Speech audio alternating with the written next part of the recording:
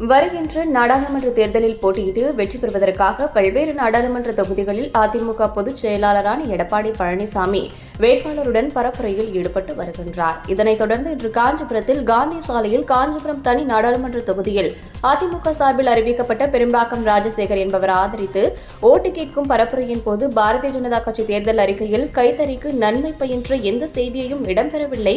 ஆனால் அதிமுக ஆட்சியில் கைத்தறிக்கும் மானியம் வழங்கப்பட்ட தொழிலை பாதுகாக்கப்பட்டது. அதிமுக ஆட்சியில் ஸ்டாலின் பேசுகிறார். திமுக ஆட்சி மக்களுக்கு நன்மை செய்கிற ஆட்சி, ஆனால் விலைவாசியை கட்டுப்படுத்த தெரியாமல் மக்கள் விரோத ஆட்சியாக மாறியது. இந்த ஆட்சி வந்தபொழுதுதான் விலைவாசி விண்ணை முட்டும் அளவிற்கு உயர்ந்துள்ளது. ஆனால் அதிமுக ஆட்சியில் இருக்கும் போது விலைவாசிகள் கட்டுப்பாட்டில் இருந்தது. போதைப்பொருள் நடமாடுவதற்கு காரணமே திமுக கட்சிக்காரர் தான். திமுகவை கட்டுப்படுத்தினால் போதைப் பொருட்களை கட்டுப்படுத்த முடியும். போதைப் பொருட்களால் மாணவர்களும் பொதுமக்களும் பாதிக்கப்படுகிறார்கள்.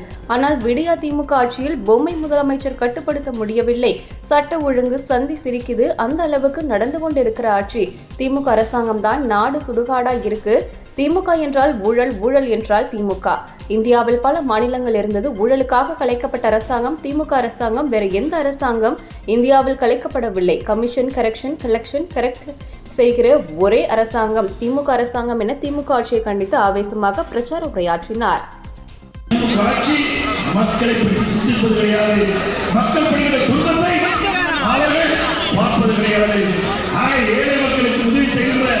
ஒரே கட்சி அதிமுக கட்சி.